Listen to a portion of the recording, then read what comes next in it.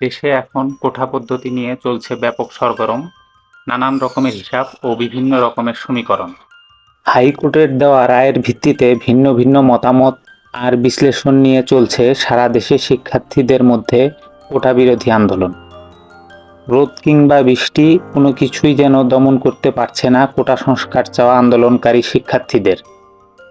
ঢাকা, চট্টগ্রাম, রাজশাহী বিশ্ববিদ্যালয় সহ দেশের সকল কলেজের শিক্ষার্থীরা এই কোটা আন্দোলনে যোগ দেওয়ায় আন্দোলন দিন দিন ব্যাপক আকার ধারণ করছে।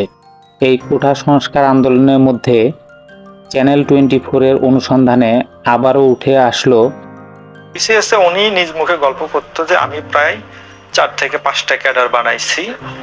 এক যুগ ধরে বিসিএস সহ সরকারি সকল চাকরির প্রশ্নপত্র ফাঁসের অভিযোগ সরকারি কর্ম কমিশনার কর্মকর্তার বিরুদ্ধে।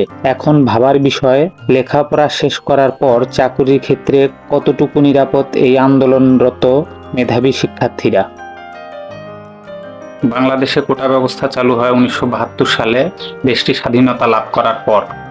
1972 সালের 5 নভেম্বর এক নির্বাহী আদেশে সরকারি, আধা সরকারি, প্রতিরক্ষা এবং জাতীয়করণ করা প্রতিষ্ঠানে জেলা ও জনসংখ্যা ভিত্তিতে 30% মুক্তিযোদ্ধা কোঠা এবং ক্ষতিগ্রস্ত মহিলাদের জন্য 10% কোঠা পদ্ধতি প্রবর্তন করে তৎকালীন সরকার। পরে বিভিন্ন সময়ে এ কোঠা পদ্ধতি সংস্কার, পরিমার্জন ও পরিবর্তন করার পরও এর পরিমাণ শুধু বর্ধিতই হয়েছে। বর্তমানে বাংলাদেশের সরকারি চাকরির ক্ষেত্রে 56% কোঠা ব্যবস্থা চালু আছে। ফলে মেধাভিত্তিক এই শিক্ষা ব্যবস্থায় চাকরির বাজারে এসে রীতিমতো বিব্রত অবস্থায় পড়তে হচ্ছে মেধাবী শিক্ষার্থীদের। এর আগে 2013 সালে কোটা আন্দোলন শুরু করে শিক্ষার্থীরা এবং 2018 সালে কোটা আন্দোলন ব্যাপক আকার ধারণ করে। সেই সময়ে এখনকার প্রধানমন্ত্রী বঙ্গবন্ধু কন্যা শেখ হাসিনা শিক্ষার্থীদের ব্যাপক আন্দোলন লক্ষ্য করে 2018 সালের 2 জুলাই মন্ত্রী পরিষদ সচিবকে প্রধান করে 7 সদস্যের কমিটি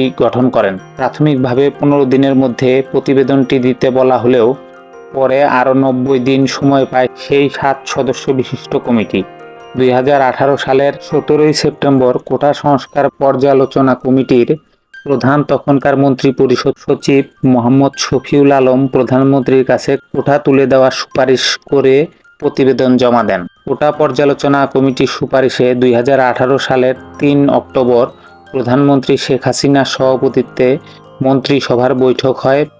পরের দিন অর্থাৎ 2018 সালের 4 অক্টোবর সরকারি চাকরিতে প্রথম ও দ্বিতীয় শ্রেণীর পদে সরাসরি নিয়োগে বিদ্যমান কোটা পদ্ধতি তুলে দিয়ে মন্ত্রিসভায় সিদ্ধান্ত বাস্তবায়নের পরিপত্র জারি করে জনপ্রশাসন মন্ত্রণালয়।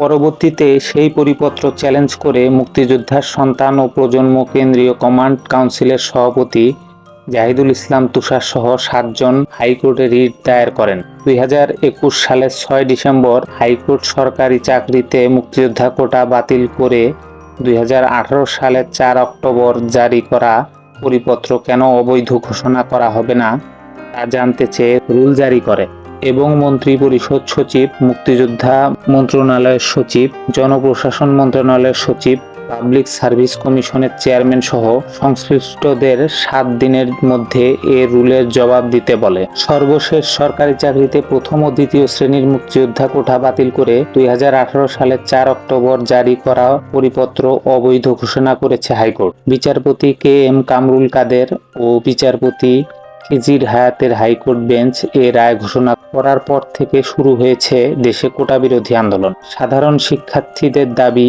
তাদের প্রতি অবিচার করা এই কোটা ব্যবস্থা তারা কোনোভাবে সচল রাখতে দিবে না এবং যদি প্রয়োজন পড়ে এর চেয়েও কঠিন আন্দোলন গড়ে তুলতে তারা প্রস্তুত আছে। তবে এই কথাটা সত্য যে সাধারণ শিক্ষার্থীরা দেশের প্রচলিত আইনে মুক্তিযোদ্ধাদের সম্মানিত করতে কোনো প্রকারের কার্পণ্য করেন নাই, কিন্তু তাদের দাবি একটাই, যেন চাকরির ক্ষেত্রে এসে তাদের প্রতি কোনো প্রকারের বৈষম্য সৃষ্টি করা না হয়। এখন সামনের দিনগুলোতে দীর্ঘ আন্দোলন ও আইনি লড়াইয়ের পর হয়তো পরিলক্ষিত হবে সরকারি চাকরির ক্ষেত্রে কোটা ব্যবস্থা পদ্ধতি কোন রূপ ধারণ করে।